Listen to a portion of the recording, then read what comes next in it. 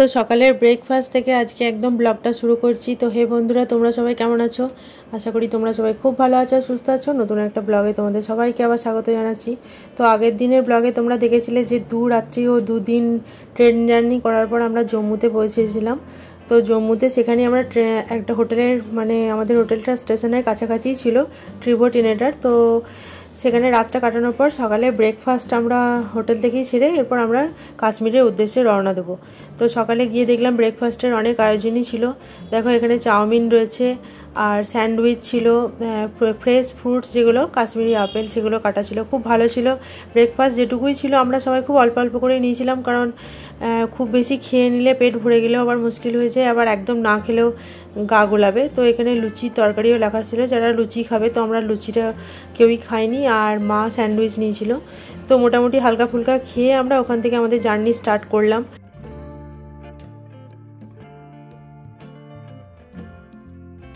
তো জম্মুতে খুব বেশি চেকিং ছিল, বিভিন্ন জায়গায় চেক করে বিভিন্ন জায়গা থেকে তারপরে গাড়ি আস্তে আস্তে কাশ্মীরের দিকে ছাড়া হচ্ছিল। সেই জন্য ড্রাইভার আমাদের আগের দিন থেকেই বলে রেখেছিল যে আপনারা একটু সকাল সকাল বেরোনোর চেষ্টা করবেন, কারণ জ্যামে যদি আমরা একবার ফেঁসে যাই কাশ্মীর পৌঁছাতে অনেক লেট হবে। পুরো ট্যুরটা জুড়েই আমাদের ড্রাইভার অবশ্য এটাই করেছিল, সকাল থেকে উঠে থেকে আমাদের ভীষণ তাড়া দিত। পরের ব্লগগুলোতে তোমরা বুঝতে পারবে। আর এই দেখো লোকাল বাসও রয়েছে, আর কীরকম ট্রাফিক জাম হয়েছে দেখো। তো যেহেতু ও লোকাল ওখানকার, তো অনেক রাস্তা ঘুরিয়ে ঘুরিয়ে যাই হোক ট্রাফিকটা এড়িয়ে আমরা গেছিলাম, কিন্তু খুব বেশি পরিমাণে সার্চ করে তারপর গাড়িগুলো ছাড়া হচ্ছিল। আর পাহাড়ি রাস্তা শুরু হয়ে গেছে, চারিদিকটা গ্রিন। তবে একটা জিনিস আমরা দেখছিলাম যে জম্মুর ওয়েদার না আমাদের কলকাতার ওয়েদারের মতোই, প্রচণ্ড গরম ছিল, জানলার কাঁচ একদম খোলা যাচ্ছিল না। পাহাড়ে এসেছি বলে যে মনে হচ্ছিল খুব ঠান্ডা হবে, একদমই কিন্তু ছিল না, আমাদের এখানকার মতোই ওয়েদার। আর একটা হচ্ছে যে রাস্তায় না খুব কনস্ট্রাকশনের কাজ হচ্ছে, রাস্তাঘাটও ভীষণ সুন্দর এবং সরকার ভীষণভাবে চেষ্টা করছে রাস্তাঘাট যাতে আরও ভালো হয়ে যায়। তো যে জায়গার কমিউনিকেশন তোমার সব থেকে ভালো হবে, তো সেই জায়গার দেখবে তোমার ট্রাভেলের সেই জায়গাটার বেশি বেশি বেশি করে মানুষ ট্রাভেল করতে চাইবে। তো রাস্তাঘাট দেখে আমাদের এটাই মনে হচ্ছিলো। আর কাশ্মীর যাওয়ার জন্য যেটা আমরা বুঝতে পারলাম যে অনেক বেশি টানেল করা হয়েছে পাহাড়ের মধ্যে দিয়ে, যার জন্য অনেক শর্ট টাইমের মধ্যে দিয়ে কাশ্মীর পৌঁছে যাবে। অনেকগুলো পাহাড় আছে যেগুলো তোমরা অ্যাভয়েড করে আর কি কাশ্মীর আমরা ডাইরেক্টলি পৌঁছে যেতে পারবো। তো বাবা মা এর আগে কাশ্মীর গিয়েছিল, তো বলছিল যে না এরকম রাস্তা ছিল না, সেই সময় রাস্তার অবস্থা খুবই খারাপ ছিল এবং অনেকগুলো পাহাড় পেরিয়ে পেরিয়ে যেতে হয়েছিল। আমাদের ক্ষেত্রে সেটা একদমই হয়নি, আমরা বেশ খানিকটা রাস্তা টানেলের মধ্যে দিয়ে আসার জন্য 4-5টা পাহাড় একসাথে টপকে যাচ্ছিলাম, আমরা কিছু বুঝতেই পারছিলাম না। আর কোকোর বাবা পিছনের সিটে বসেছিল। এখানে দেখো কোকো যেই গাড়ি চলতে শুরু করেছে ও আর মাথা সোজা করে রাখতে পারছে না। এইবারের ট্যুরে আমাদের সবাই বেশ কিছু আমরা ভুল করেছি, সেটা হচ্ছে যে বাড়ির কোকোর বাবা ছাড়া কেউই আমরা সানগ্লাস আনিনি, সবাই সানগ্লাস আনতে ভুলে গেছি। পাহাড়ে আসছি আর সোয়েটার নিয়েছি কিন্তু সানগ্লাস নিইনি, যে সানগ্লাসটাও খুবই দরকারি। তো পরবর্তীকালে আমাদের সানগ্লাস এখানে কিনে নিতে হবে, এটাই এখন মনে হচ্ছে। আর একটা হচ্ছে যে ব্লগের যেটা আমার বিশেষ দরকার ফোনের সাথে ট্রাইপড, সেটা আমি আনতে একদম ভুলে গেছি। লাস্ট মোমেন্টে আমি কুকুর বাবাকে জিজ্ঞাসা করলাম ট্রাইপডটা কি নিতেই হবে, ও বললো না ছেড়ে দাও, হাতে করে নেবে। কিন্তু ওটার জন্য আমার ভীষণ অসুবিধা হচ্ছে ব্লগ করার জন্য। তো এই দুটো ভুল আমাদের খুব হয়েছে এখন যেন মনে হচ্ছে।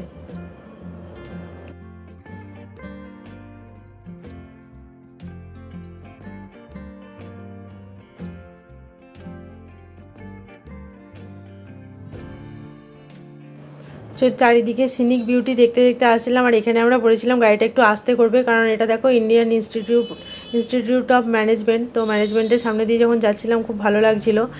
আর এখানের ম্যানেজমেন্টটা একদম পাহাড়ের ওপরে, আর এত সুন্দর, ক্যামেরাতে জানি না কতটা এখানে উঠেছে, এখানে আমাদের দেখে খুব ভালো লাগছিল সামনে থেকে।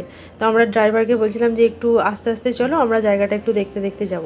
আর তোমাদের আগে যে বলছিলাম যে বিভিন্ন টানেলের মধ্যে দিয়ে আমরা গেছি, এই দেখো এই টানেলগুলো দেখে না আমাদের অদ্ভুতই লাগছিল। এগুলো সবই ওয়ান ওয়ে, শুধু গাড়ি যাবে একটা টানেল দিয়ে আর পাশের টানেলটা দিয়ে আসবে, এরকম করে সব করা আছে পরপর টানেলগুলো। তো এটা তো খুবই ছোট টানেল ছিল, আর মাঝখানে অনেক বড় বড় টানেলের মধ্যে দিয়েও গেছি, বেশ ভয় লাগছিল। ওখানে একজন যেই গাড়িতে হর্ন দিচ্ছে, তো পুরো যেন মনে হচ্ছে পুরো টানেলটার মধ্যে দিয়ে হর্নের আওয়াজ শোনা যাচ্ছে।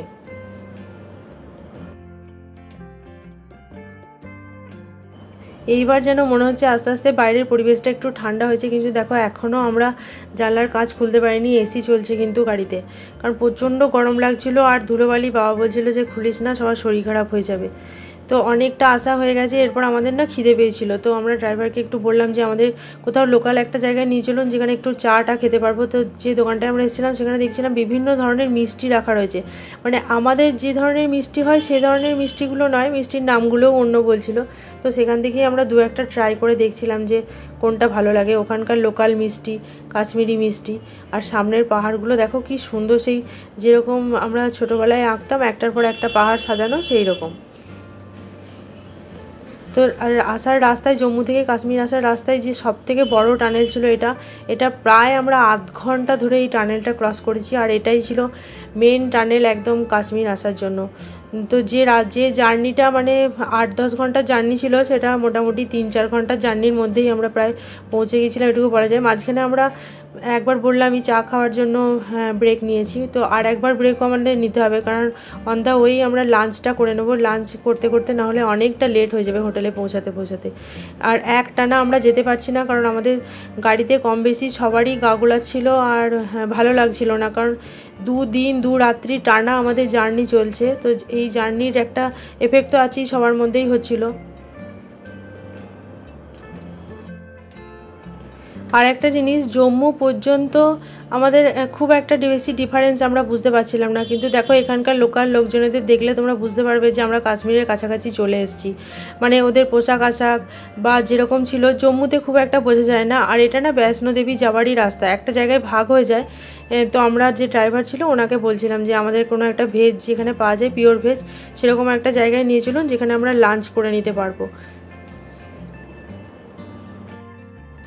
এই যে জায়গাটায় এসে থেমেছি, এইখানটায় না খুব সিকিউরিটি চেক চলছিল, আর কি কারণে হচ্ছিল সেটা আমরা বুঝতে পারছিলাম না। আর প্রচুর জ্যাম ছিল, খুব স্লোভাবে একটা একটা করে গাড়ি চেক করে তারপরে ছাড়া হচ্ছিল। আর যেটা বুঝতে পারলাম যে এখানে একটা কোনো লোকাল বড় মার্কেট, এইখান থেকেই বৈষ্ণোদেবীর যে রাস্তা সেখানটা ভাগ হয়ে গেছে দুদিকে, একটা বৈষ্ণোদেবীর দিকে চলে গেছে আর একটা কাশ্মীরের দিকে চলে গেছে। সো যারা অনেকেই আছে যারা প্রথমে বৈষ্ণোদেবী দর্শন করে তারপর কাশ্মীর যায়, বা অনেকে কাশ্মীর ঘুরে টুরে তারপর বৈষ্ণোদেবী আসে। যদিও আমাদের এইবারের ট্রিপে কাশ্মীরের শুধু ট্রিপই আছে, বৈষ্ণোদেবী আমাদের এবারে আমরা কমপ্লিট করছি না। দেখা যাক মা আমাদের আবার কবে ডাকে, সে তখন আবার হবে।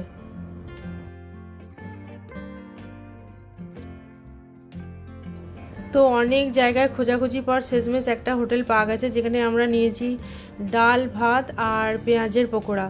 আর আমার আর বাবার তো খেতে খুব একটা অসুবিধা হয় না, যাই পাওয়া যায় আমি আর বাবা ঠিক ম্যানেজ করে নিই। বাকি 3 জন পড়ে গেছিলো খুব মুশকিলে, আমার মেয়ে, মা আর কোকোর বাবা। ওদের কিছুতেই খাবার ঠিক খেতে পারছিল না ওরা। আর দেখো এখানে যে জায়গাটা আছে না, এই জায়গাটায় কেশরের সব কিছু খুব ভালো পাওয়া যায়, ড্রাই ফ্রুটস পাওয়া যায়, মানে কেশর থেকে ক্রিম বা অরিজিনাল কেশর, ড্রাই ফ্রুটস, গোলাপ জল, এই মার্কেটটাতেই পাবে। আর এখানে আবার এক জায়গায় খুব ব্যাটও ভালো পাওয়া যায়। তবে হ্যাঁ, ভালো খারাপ সেসব মন্তব্য আমি করছি না, এটা আমার নিজস্ব পার্সোনাল মনে হয়েছে। এখানে ড্রাইভার বলো বা দোকানদার বলো বা ট্রাভেল এজেন্সি বলো বা লোকাল ট্যুর গাইড বলো, তাদের দাপট এতটাই বেশি যে তুমি দম ফেলে নিঃশ্বাস নেওয়ার সময়ও পাবে না। আর কী বা কিনবে আর কী বা ঘুরবে, আমার জানি না, পুরো ট্যুরটাতে এটাই মনে হয়েছিল। যারা কাশ্মীর যায় অনেকেই এই কথাটা বলে, এবং বলার পিছনে তাদের অনেক রিজনও থাকে। দেখো মানুষ একটা বাজেট নিয়ে যায়, এবং বাজেটের ওভার বাজেট, তার ওভার বাজেট কতটা তুমি ক্রস করতে পারবে সেটা তোমার ফাইন্যান্সিয়াল পরিস্থিতির উপর ডিপেন্ড করছে। এবার সবাই তো আর বিশাল অ্যামাউন্টের বাজেট নিয়ে বেড়াতে যাওয়া সবসময় সম্ভব হয় না, তো সবার কথাটাই মাথায় রাখতে হবে। এর সত্যি কথা বলতে কাশ্মীরের দেখো সৌন্দর্য নিয়ে কোনো কথা হবে না, কাশ্মীরের যে পীর পাঞ্জাল যে রেঞ্জটা সেটা এতটাই সুন্দর, মানে অনেক পাহাড়ই আমরা দেখেছি, দার্জিলিং বলো বা উত্তরাখণ্ডের পাহাড় বলো বা হিমালয়ান রেঞ্জ, যেটা পুরোটাই আমাদের দেখা হয়ে গেছে মোটামুটি। আমার তো বাবা মার আর কোকোর বাবার তো আরও বেশি দেখা হয়েছে। তো সেখানে আমার দেখে মনে হয়েছিল যে না, কাশ্মীর সত্যিই সুন্দর, পীর পাঞ্জাল রেঞ্জটা খুবই সুন্দর। কিন্তু যে জিনিসটা হচ্ছে, সৌন্দর্য উপভোগ করার জন্য আশেপাশের লোকগুলোকে তোমার একটু ভালো হতে হবে, একটু সহনশীল হতে হবে, তোমাকে একটু স্পেস দিতে হবে, যেটা আমার সব থেকে মনে হয়েছে। তো পরবর্তী ট্যুরের যে আমাদের অভিজ্ঞতাগুলো সেগুলো আমি তোমাদের সাথে যখন শেয়ার করব তোমরা তখন বুঝতে পারবে এই কথাগুলো আমি এখন কেন বলছি। আর এই দেখো আমাদের সবার প্রিয় ডাল লেক। তো গোটা শ্রীনগর জুড়ে এই ডাল লেকটা আছে, প্রকৃতির এক অপরূপ সৃষ্টি, সত্যিই তাই। শ্রীনগরে তুমি যেখানেই থাকো সেখান থেকেই ডাল লেকটা দেখতে পারবে। পাহাড়ের ওপরে যে লেক এত সুন্দর, মানে এই ডাল লেকের জন্যই হয়তো কাশ্মীর বা শ্রীনগর এতটা সুন্দর। এই ডাল লেকের জলেই পুরো শ্রীনগরের যতটা প্রকৃতির সৌন্দর্য বেড়েছে, আমার মনে হয় না ডাল লেক না থাকলে এটা হতো। খুবই সুন্দর, কিন্তু ডাল লেককে আমরা কতটা উপভোগ করতে পেরেছি সেটা পরবর্তী ব্লগে তোমরা দেখতে পাবে। যাই হোক, দেখো আমরা হোটেলের কাছাকাছি চলে এসেছি, আর শরীর সবার খুব খারাপ লাগছিল, আর কেউই পাচ্ছিল না। কোকো মুখে বলছিল, কিন্তু আমরা মুখে বলতে পারছিলাম না যে না আর শরীর আর ভালো লাগছে না, এবার জার্নিটা একটু স্টপ হোক, একবার আমরা একটু হোটেলে গিয়ে একটু শান্তি মতো নিজেদের মতো থাকতে চাই।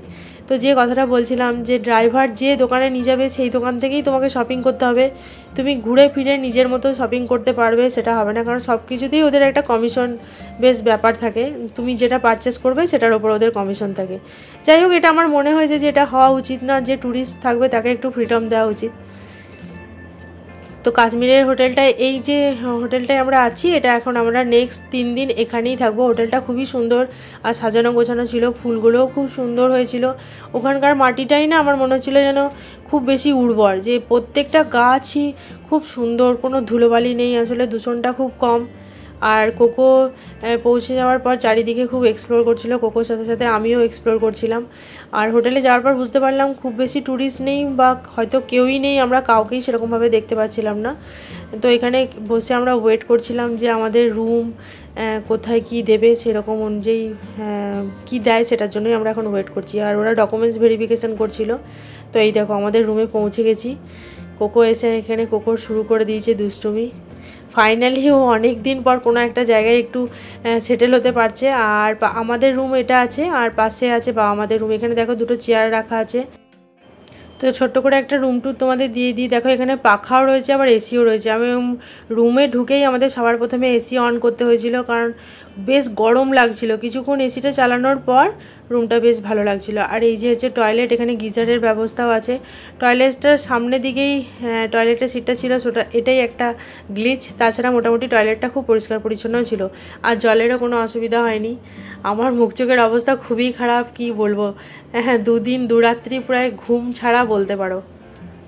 আর এই রুমের একটা ভালো ভিউ ছিল, এই সামনে পর্দাটা ছড়ালেই সামনের দিকে রাস্তা। তবে এই রাস্তা দিয়ে আমি এত ধরনের মানে ভেহিকেল দেখেছি যেগুলো যুদ্ধে ইউজ করা হয়, আমি মানে ভাবতেই পারছিলাম না যে এগুলো কোনো দিন, এগুলো সবসময় আমি সিনেমাতে দেখেছি, সেই বিভিন্ন ধরনের যুদ্ধের যে গাড়িগুলো সেগুলো দেখে একটু অবাকই লাগছিলো। যাই হোক, ওইসব এক্সপিরিয়েন্স পরে তোমাদের শেয়ার করব।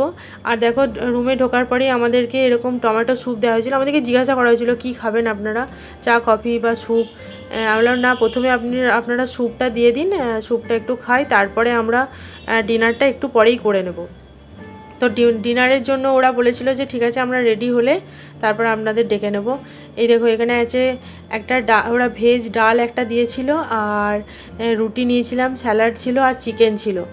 তো আজকের ব্লগটা এখানেই শেষ করছি। কেমন লাগলো অবশ্যই কমেন্ট করে জানাবে। এরপর আমাদের পেহেলগাঁও, গুলমার্গ, সোনমার্গ, দুধপাত্রি সমস্ত ব্লগ আসতে থাকবে। তো দেখতে থেকো, আশা করি তোমাদের খুব ভালো লাগবে। টাটা, দেখা হচ্ছে আবার খুব তাড়াতাড়ি নতুন একটা ব্লগের সাথে।